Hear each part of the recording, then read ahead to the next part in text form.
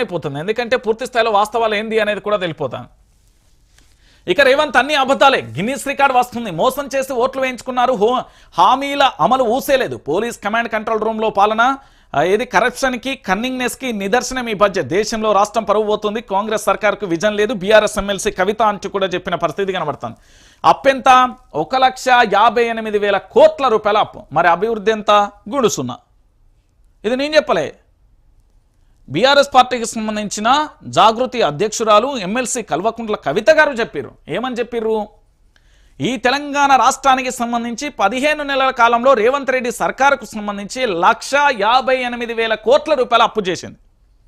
1,58,000 కోట్ల రూపాయల అప్పు చేసి ఈరోజు తెలంగాణ రాష్ట్రాన్ని ఏమైనా అభివృద్ధి చేసిందంటే చేయలే. ఓ రోడ్లు వేసిందా వేయలే, ఇల్లు కట్టించిందా లేదు, విద్యాలయాలు కట్టించిందా లేదు, విశ్వవిద్యాలయాలు కట్టించిందా లేదు, ఆసుపత్రి కట్టించిందా లేదు, లేకపోతే ఇక్కడ తెలంగాణ ప్రాంతానికి సంబంధించి ఉద్యోగులకు సంబంధించి ఉద్యోగాలను పెంచిందా అంటే లేదు, లేకపోతే వ్యవసాయాన్ని పండగ చేసిందా అంటే లేదు, లేకపోతే కార్మికులకు ఇతరత్ర సబ్బండ వర్గాలకు సంబంధించి ఏమన్నా న్యాయం చేసిందా అంటే ఏమీ చేయలే. మరి 1,58,000 కోట్ల రూపాయలు ఎవరి జేబులోకి వెళ్ళినాయి? దీని మీద ఎందుకు ప్రభుత్వం శ్వేతపత్రం విడుదల చేయట్లేదు? దీనికి సంబంధించిన లెక్కలు ఎందుకు బయట పెట్టట్లేదు అంటే తెలంగాణ ప్రాంత ప్రజలందరూ కూడా ఆలోచించాలి.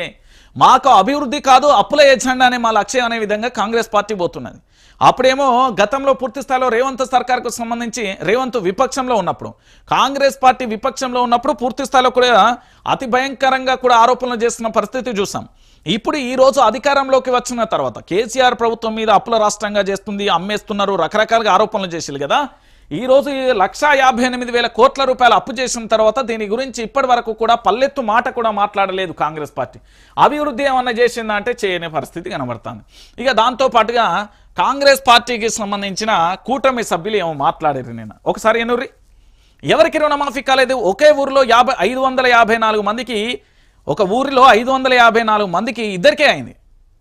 ఎవరికి రుణమాఫీ కాలేదని ఒక ఊళ్ళో 554 మంది ఉంటే అందులో కేవలం ఇద్దరికి మాత్రమే అయింది.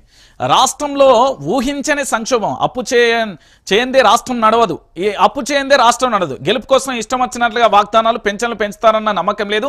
అసెంబ్లీలో సిపిఐ ఎమ్మెల్యే కూనమనేని అంటూ కూడా ఇక్కడ చూస్తున్న పరిస్థితి కనబడుతుంది. నేను విషయం చెప్పనా, ఇదే కమ్యూనిస్ట్ భావజాలం కలిగింది. మరి ఇప్పటికే ప్రభుత్వానికి పూర్తి స్థాయిలో రాజీనామా చేయమని ధర్నాలు చేయొచ్చు కదా, చేయరు. ఇంకొక విషయం, రాష్ట్రంలో ఊహించని సంక్షోభం ఏమీ జరగలేదు. ఇక్కడ కరోనా రాలేదు, లాక్డౌన్ రాలేదు, ఏది రాలేదు. వీటన్నింటినీ తట్టుకొని నిలబడి కలబడింది ప్రభుత్వం, బీఆర్ఎస్ ప్రభుత్వం. నిజంగా బీఆర్ఎస్ ప్రభుత్వం లెక్క ఇప్పుడు కరోనాకి ఇట్లా వచ్చేది ఉంటే కాంగ్రెస్ ప్రభుత్వం మొత్తం షట్ డౌన్ వేసేసి మొత్తం మేము పరిపాలన చేయలేమని చేతులు ఎత్తేసి కావచ్చు. ఈ పాటికి కరోనాను ఎదుర్కొన్న బీఆర్ఎస్ పార్టీ పూర్తి స్థాయిలో కూడా ప్రజలందరికీ న్యాయం చేసింది. ఇక్కడ ఎలాంటి లాక్డౌన్లు లేవు, ఎలాంటి కరోనాలు లేవు. 554 మంది కాదు ఇక్కడ అంటే రాష్ట్రంలో ఊహించని సంక్షోభం చోటు చేసుకుంది. ఏం ఊహించలే, ఏం జరిగింది? అడ్డగోలుగా మైక్ ఉన్నది కదా అని పిచ్చుకుక్కగా ఒర్రినట్టు ఒర్రీలు వాగ్దానాలు చేశాను. అధికారంలోకి రాగానే బిత్తిరి సూపులు చూస్తున్న పరిస్థితి కనబడుతుంది. ఈ రోజు తెలంగాణ రాష్ట్ర వ్యాప్తంగా ఏమన్నా మరి అభివృద్ధి చేసేలా అంటే చేయలేరు, రుణమాఫీ కూడా చేయలేరండి. వీళ్ళ వల్ల కాదండి. కాంగ్రెస్ ప్రభుత్వం అంటే మోసం, దగ, ఇంతకు మించి ఇంకేముంటుందండి? నేను చెప్తున్నా కదా. ఇక మన బాలునాయక్ ఏమంటాను, కాంగ్రెస్ ఏమన్నా రైతులు చాలా సంతోషంగా ఉన్నారు. బాలునాయక్ బై దేవరకొండ ఎమ్మెల్యే బాలునాయక్ ఏమంటానంటే రైతులు చాలా సంతోషంగా ఉన్నారట. తీసుకుపోతుందా మీ ఊరికి కానూను మొదలు పెడితే ఉత్తర తెలంగాణ, దక్షిణ తెలంగాణ ఎక్కడికి పోదామన్నా అక్కడికి పోదాం, నీ ఇష్టం. మైక్ పట్టుకొని నేను వస్తా, నేను లోగో పట్టుకొని వస్తా, మా జర్నలిస్టు సోదరులందరినీ కూడా నేనే బస్సు మాట్లాడి దాంట్లో ఎక్కించుకొని వస్తా.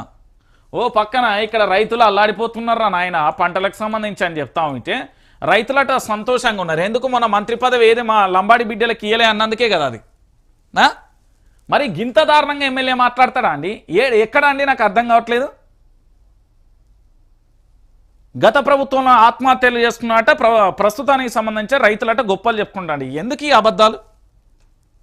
ఘోరమైన విషయం. కాకపోతే కేంద్ర నిధులపై కాంగ్రెస్ వాళ్ళకు ఎందుకు ప్రశ్నిస్తలేరు?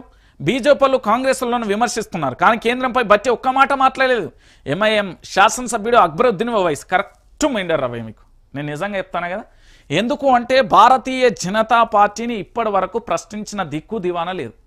మన రేవంత్ రెడ్డి ఎప్పుడైతే ఢిల్లీకి వెళ్ళినో మరి ఏం చీకటి ఒప్పందాలైనాయో ఏం కథనో తెలియదు, కానీ అసలు భారతీయ జనతా పార్టీని స్టేట్లో ఎవ్వరు ప్రశ్నించంగా చూడట్లేదు, ఒక బీఆర్ఎస్ పార్టీ తప్ప.